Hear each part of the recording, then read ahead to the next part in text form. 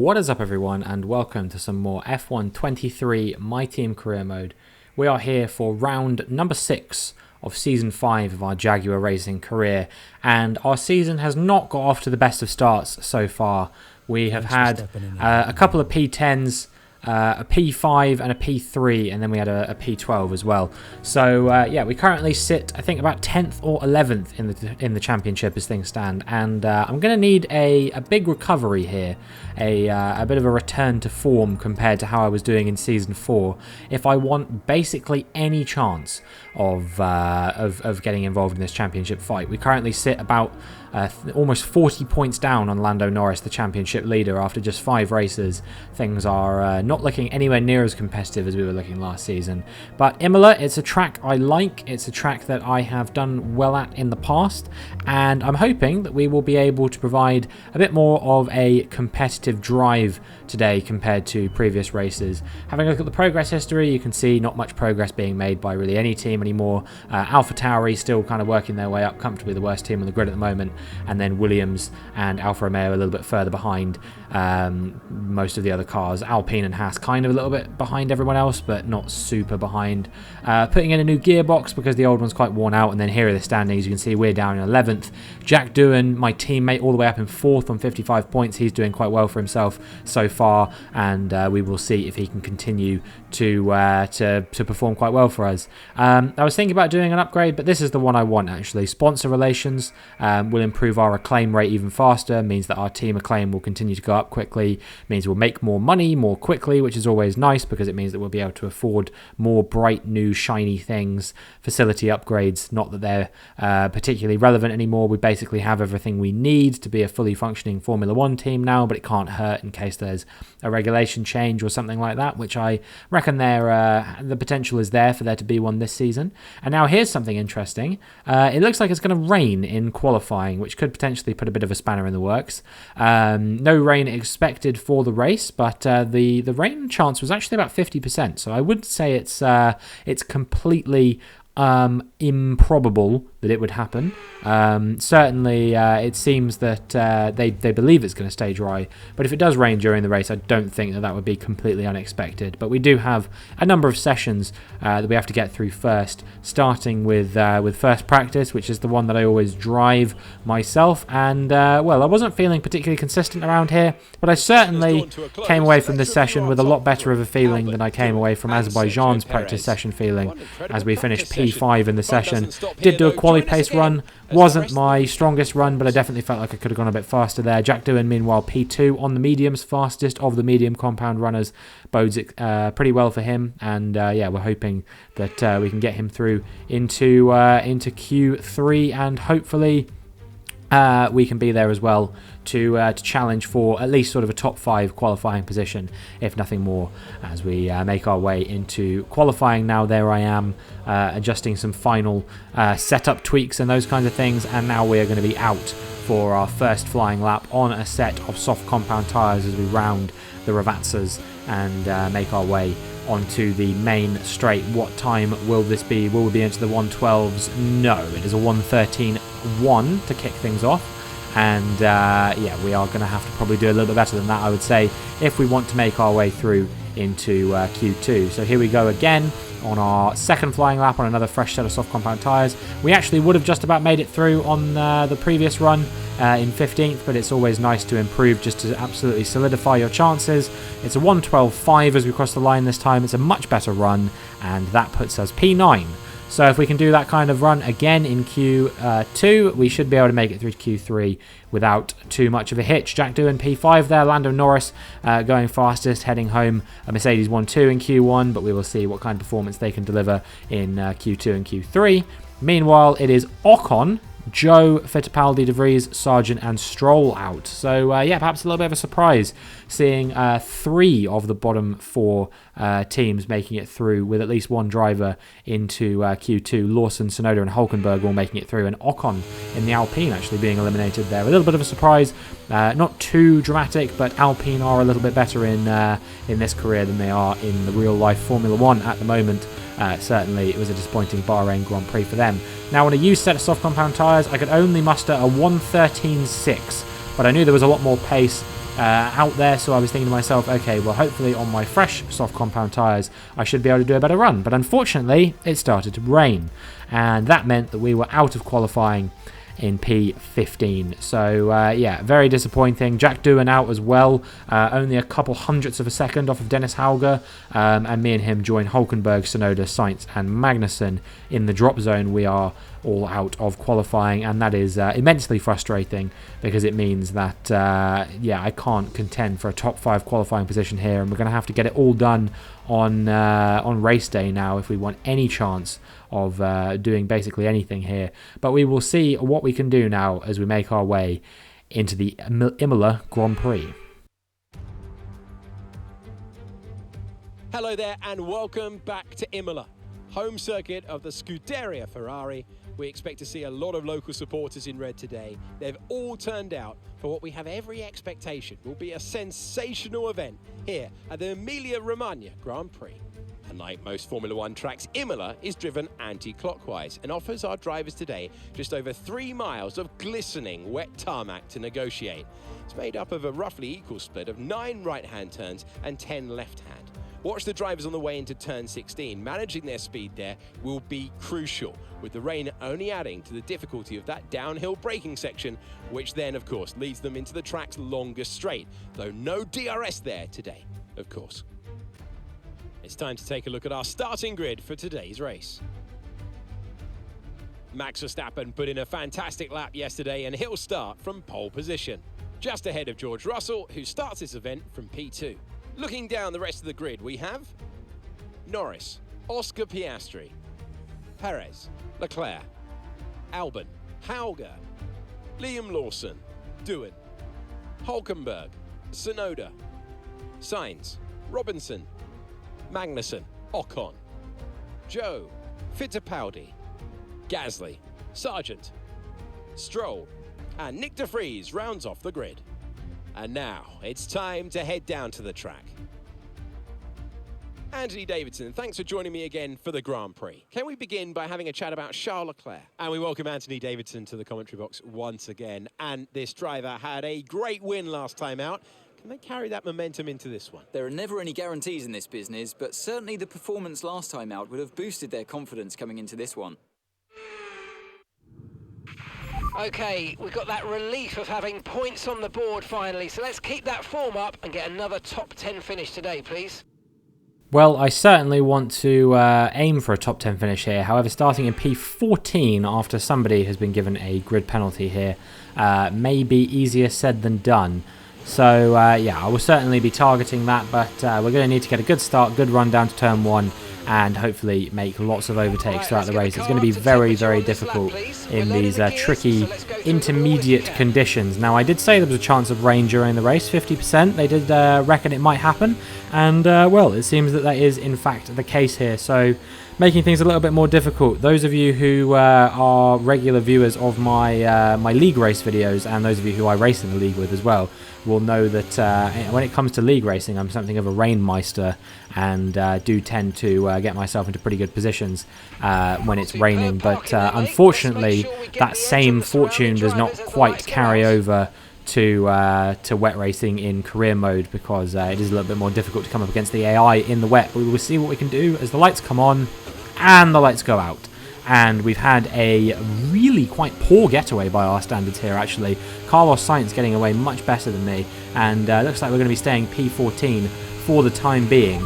And yeah, we'll see what we can do. But we brake way too late there, crash through the 50 board, and make a bunch of illegal overtakes. So I take off the track and just slow up a bit and let a few cars go through. Unfortunately, I let a few too many go through, so Ocon and Fittipaldi there have overtaken me as well. It seems like Magnussen is putting a bit of a challenge on me as well. We are going to squeeze him out as we go through the chicane and up into P16, making sure that we keep Magnussen behind us. But we've lost a couple of places off the start here, very uncharacteristic for me. I hardly ever lose places on the opening lap, and well, I guess there is a chance that we still might not if we can get back ahead of Fittipaldi and Ocon before the lap is done. Round the outside of Fittipaldi, that's definitely gone off the track there, but somehow we managed to escape without a track limits warning there, which is always nice. And yeah, now we're going to see if we can catch up to the cars in front, the likes of Ocon and Lawson, who actually made it through into Q3 but has already fallen all the way down to P13. A disappointing start from the New Zealander there, but maybe he'll be able to make his way back up the field. Meanwhile, Ocon's had a pretty poor exit from that chicane, and that has allowed me to make a move on him as we come on the run down to the first Ravazza, who will win out. I've got the inside line. Seems like it's going to be me on this occasion. So yeah, pretty happy with that. We are back up into P14, and we actually do not lose a position on the opening lap, but we also don't gain one, which is perhaps a little bit surprising given what usually happens with me in these races. You would expect that I would gain at least one position off the start. Hasn't happened on this occasion, but we will see if we can make our way through the field now, try and get ahead of Lawson as quickly as we can as we make our way through the race. But as we get to the end of lap 4 and start lap 5, you can see I've still not managed to get ahead of Lawson actually. For all I've tried, it just hasn't quite worked out so far. We've just been lapping sort of consistently on his pace, and I've been very conservative in the braking zones. Meanwhile, Sonoda locks up, goes deep into turn 1, and that holds up both Lawson and myself, and eventually allows me to make the overtake on Sonoda. Will he try and go back around the outside? It appears that he will. That's held me up quite a lot, but we have just about managed to hold on to the position. Dipped a tyre in the gravel there, but we are up into P13, and now I'm going to see if we can close down Liam Lawson. Eventually we get onto lap 10, and we've caught back up to not only him but also to Nico Hulkenberg. So yeah, there is the potential to get into P11 here, but Sainz has jetted off up the road. He was knocked out, of course, in Q2 along with myself, but it's not phased him too much as we make the move on Liam Lawson, and we are up into P12. So yeah, I think points going to be difficult to score here on this occasion, but certainly if we can put ourselves in P11, then we will be in a prime position to hopefully try and put the challenge on the cars in front, and maybe if they DNF, we'll have a chance as well. Make our way onto lap 12 now, and the track is evidently closing quite a lot, or I should say drying quite a lot. I'm closing the gap to Hulkenberg quite a lot. The track is drying out, and maybe it will be time for dries soon.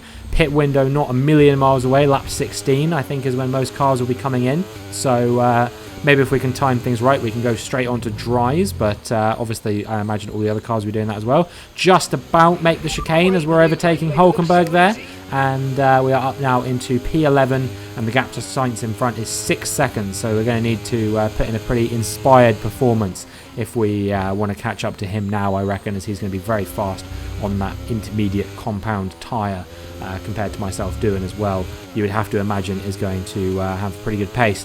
We've made our way onto lap 15 now, and the gap has only increased out front, and the track still isn't really dry enough to warrant going onto that soft compound tyre or medium compound tyre, any kind of slick tyre really. Not quite good enough. I did do a check, but I think I knew what the answer was. The track is still very shiny at the moment because of all the standing water, and yeah, as a result, Inter's still the fastest tyre, but I definitely feel like it's not a million miles away. So whilst my pit window is next lap, I actually think I'm going to stay out. They say that the Inters can do up to lap 28. I don't think they will in reality last that long, but I definitely think they might be able to do another 5 laps or so before they really start to go off. So yeah, my plan is I'm simply just going to wait out the wet track, and we are going to pit when the track fully dries out. However, not everyone had the same view as me, including the race leader Lando Norris has come in for another set of intermediate tyres. So a lot of these guys going onto the intermediate tyres. And, well, if the track dries out, they're probably going to have to box again. And that could put me in a very, very advantageous position if all things go according to plan. And basically everyone ended up following suit. So we are going to inherit the race lead. And if these guys are going to be boxing onto another set of softs, this could actually work really well in my favour, and I could inherit the net race lead, as it were.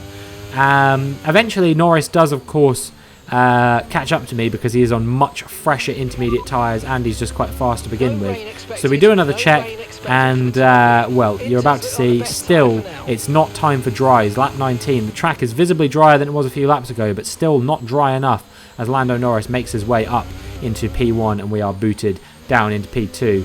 Russell and Perez are a little bit further behind us here, so maybe there will exist a chance for us to maybe stay ahead of them. But you know, I'm not super optimistic about that, because at the moment the cars behind me were lapping at a rate of about 3 or 4 seconds a lap faster than me, such is the nature of the fresh Inters versus the 20 lap old Inters that I'm running at this point.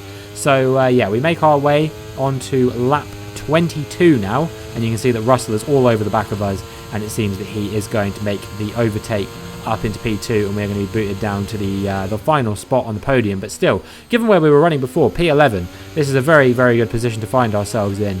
And yeah, I think I have a chance here to maybe get a podium at the very least, and we will see what we can do. They're still saying that Inters are the fastest tyre at this stage, but I actually am looking at this and I'm going, it might just about be good enough to maybe gamble on a set of slicks now, especially because I will need to box. These Inters have really gone off, so I've decided I'm going to come into the pits now on lap 22. It's not quite time yet, but these Inters just were doing nothing for me, and I was going to get swallowed up by the pack one way or another if I did that. So yeah, we're coming in a little bit early, but I imagine that the other cars will come in due time for a set of slick tyres, and we will see what we can do on the softs now. You know, we'll be able to do a little bit of an undercut on some of these cars as well, so maybe we'll be able to get back ahead of Russell. Who knows? And certainly, I feel like it is truly game on for us once everyone else comes in as well. And well, things went from you know, pretty good to even better, as you're about to find out, because as I come around this corner, I do another weather check, and of course the track is basically dry at this point, and they tell me that we're on the crossover point, which is fantastic. That means I basically came in at exactly the right time to get the maximum level of advantage that I can on the cars in front, and now we are just going to try and close them down as quickly as we possibly can and make our way onto lap 24 here. And you can see that I am setting purple sector after purple sector. DRS has been enabled, so the track is certainly dry enough now, and it was at this point when the cars still weren't coming into the pits that I came to the realisation that they might be staying out on these intermediate tyres to the end of the race, which is a bit of a bold call, but certainly could work out for them. So in that case, we're just going to have to hope that we're lapping a lot faster than them, and we can do what we can to try and close them down. We're setting fastest lap. That is about 2 seconds faster on that occasion than the previous fastest lap of the race. So yeah, we certainly were looking pretty ferocious with our pace on these soft compound tyres compared to the other cars, and it came as no surprise that I caught Ocon by 4 seconds on lap 25 to be right on his gearbox come lap 26, and we're going to go for a move at the hairpin round the outside of Esteban Ocon. No real surprises to see that I am quite significantly faster than him, and yeah, we make our way up into P14 now, but we're still going to have to make a number of moves if we want any hope here of getting even a point, never mind that podium position I was coveting before. And there's not that many laps left, you know, only another 6 laps after this one as we make the move on Magnussen, and now we're going to try and make our way back past the likes of Hulkenberg and Lawson, who we did overtake earlier in the race, of course, but as they boxed onto those fresher intermediate tyres, they had a bit of a pace advantage over me, which meant that they were able to close the gap. And ultimately, when I did box, it put me behind them. But, you know, I'm catching them so quickly that I imagine I am going to get ahead of Hulkenberg pretty soon, especially with this DRS. You would imagine that on the run down to the first chicane, I should be able to make the overtake here on the German driver. And we're closing him down. We're only a tenth behind him now. We're going to try and send it around the outside with the much superior grip of these soft compound tyres, and we make the move up into P12. Now we're going to try and close down Liam Lawson if we possibly can, as there is a yellow flag for the Alpine. I believe that is Esteban Ocon.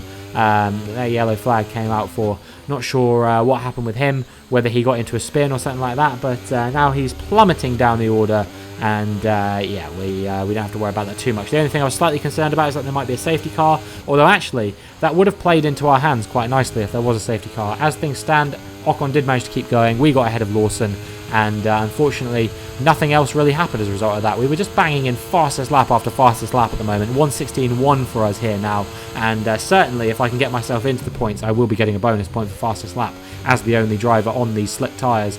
Everyone else has decided to stay out on the intermediate tyres, and we are going to try and close down Sainz, Doohan. There is an Aston Martin, which I assume is either Verstappen or Hauger directly in front of Doohan as well. So yeah, I reckon P7 and P6 is very plausible here with 3 laps to go, because my pace is so superior compared to these guys. Maybe I can even break into the top 5. Who knows? We will see what we are capable of doing, as we are now right on the back of Carlos Sainz as we come on the run down to Agua Minerale, and we're going to maybe go for a move. No, thought better of it, but on the exit of Agua Minerale, we're all over him. He's got absolutely no traction, and for once it feels so good to be this guy. You know, usually I'm the one that's getting swallowed up by cars with superior traction, so for a change, it's nice to be the person who is just absolutely banging everyone right now. And now we're going to try and go for a move on Jack Doohan when we can. You can see the superior pace that we've got over him, and on the exit of the second Ravazza, we make the move on our teammate, but he's going to try and fight us back. Actually, I don't know why he's doing this, and with DRS it's a non-contest. Jack Doohan has to fall back down to P10, and hopefully he can hold on to at least a point here. We'll see what he's capable of doing now as we try and close down Dennis Hauger in the Aston Martin and Alex Albon in the Mercedes, and see if we can get up into P7. Not too far up the road from these guys is Charles Leclerc in the Ferrari in P6, and then we've got Verstappen in the Aston Martin in P5. I reckon P6 is probably about the best result I can get here. I think Verstappen might just be a little bit too far out of reach. Nice work, mate. Certainly the win is unachievable, but if I can catch Verstappen, then I feel like P3 might still be on the cards here, because he is very close to the McLaren of Piastri, and also a Red Bull there, which I can only assume is Perez, because he was behind Russell earlier on in the race. So yeah, we will see if we can make these overtakes and try and get back ahead of some of these cars, who honestly we should have probably been ahead of. I think with this undercut that we went for, we definitely could have been getting P2 here, if not P3. Yeah, then unfortunately the AI just seemed to go on a very strange strategy that I'm not sure I totally understand. I think, you know, if I had been closer to these guys and maybe you know, it started further up the grid, this could have been a winning strategy for me, but because I started all the way down in P14, had that bad start, got stuck behind cars, ultimately it just didn't really work out for us. We're going to try and go for the move on Leclerc when we can, and as we come on the run to the hairpin. I've gone for this move once today already, and now we're going to go for it a second time round the outside of Charles Leclerc, get a bit of an oversteer moment there, and I think that is probably going to be the end of the overtakes we're going to make today. Verstappen 2.8 seconds up the road, surely in the space of about 1.5 sectors. That is too much of a gap to overcome, but we will see what we are capable of doing as we come on the exit out of Agua Minerale. We've closed the gap to 1.5 seconds now. Maybe there's a chance for us to catch Verstappen, who knows, as we come through the chicane now, and the gap has closed to less than a second on the exit. 0.7, 0.6, 0.5. You can see that the gap to Verstappen is coming down rapidly. We've gained him by almost 2 seconds already, and as we come around the final couple of corners, are we going to be fast enough to get him on the exit of the second Ravazza? On the exit, you can see we go steaming past him, and we are going to take a hard-earned P5 at the Emilia-Romagna Grand Prix. It was a difficult race for us after a pretty poor qualifying session, all things considered, but somehow we've managed to walk away from this one with a P5 finish, 10 points, and well, after qualifying I am more than happy to take a result like that. And that's it then for the Emilia-Romagna Grand Prix, and what a sensational victory they've managed to pull off here. Anthony Davidson, what helped them deliver this result, do you think? I feel like consistency was probably the key today. There's being quick, and then there's being quick lap after lap after lap. If you can do that, you can capitalise on other people's errors without making many of your own. And that's an approach that can push you a long way up the field. Mercedes are on top form once again after an excellent race weekend. It's great to see them up on that podium once again. Well, perhaps it could be another championship for Lando Norris as he extends his championship advantage. It is Norris from Russell from Piastri on the podium here today, and unfortunately we just couldn't quite get in the mix there. It would have been nice to, and I definitely think if we'd have had one more lap in this race, it would have been P2, maybe even P1. Such was the pace that we were absolutely flying with towards the end of the race. But you know, you have to take what you're given, and it is a P5 only for us in the end, and 10 points. So then, it's time to see how this result affects the Drivers' Championship. It's a good result for Lando Norris, who moves further ahead at the top of the table. So, Anthony Davidson, who would you rank as your driver of the day? I think for driver of the day, I'd probably pick Lando Norris. He lived up to every inch of his reputation today, and I think he'll be going home, quite rightly, a bit proud of himself. It's time to see how things are shaping up in the Constructors' Championship. The lead at the top comes down after a strong weekend from the challenging pack. Been an absolutely wild weekend of Formula One action. Can't wait to see what's next. Well, we have certainly closed the gap a little bit to P3 in the championship, and certainly I feel like the Constructors' Championship is not out of reach by any stretch of the imagination.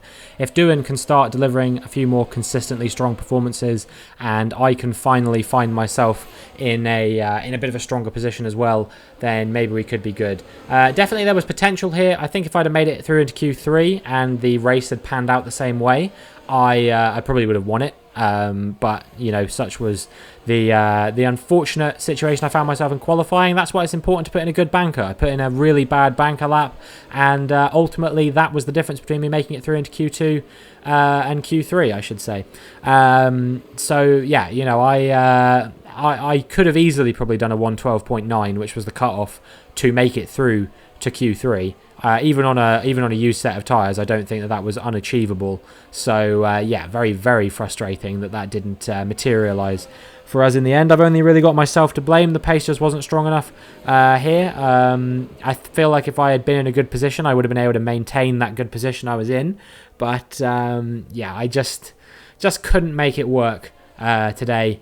In qualifying and in the first stint of the race. You know, even if I'd have made a lot of overtakes early on in the race, maybe we could have been right there. But, you know, I flubbed the start, crashed into that braking marker, and, you know, things just kind of unravelled, and it took a little while. It took about 10 laps for me to find my feet before we really started to push on in the race. But, you know, once I got myself on those slick tyres when everyone else was on those intermediate tyres, I was absolutely cruising. It felt like playing against 60 AI again. You know, I really, really enjoyed it. So yeah, it's nice to have a bit of a confidence boosting weekend where you're just charging through the field, making overtake after overtake. And fortunately, because I love making overtakes so much, I get to go to a track where there's absolutely none of that next, because I believe the Monaco Grand Prix is up after this one, and well, qualifying is going to be everything in that one. My qualifying has been rather unspectacular this season, and I'm going to have to get a hold on that right now, basically, if I want any chance in the world of delivering a good result at Monaco. I'm going to have to qualify very well there, and yeah, there's basically no excuses for that one. So we will see what I am capable of when that one rolls around. And then we've also got a number of other strong tracks for myself coming up, including Spain and Britain and Austria and Canada, all of those ones that I have delivered strong results at in the past. I definitely feel like I am capable of doing that once again in this career mode, and Lord knows I'm going to need to get on a very strong run of form soon if I want to find myself back in the championship fight. 52 points down on Lando Norris now. The lead is already looking like it might be getting away from me a little bit, but you know, like I said, I've overturned these kinds of deficits before. You know, it's just a setback that we find ourselves hitting for now, and hopefully we will be able to do well come a few of my stronger races soon. But that is going to be it for this video. So if you enjoyed, please make sure you like and subscribe, and hopefully I will see you in the next one.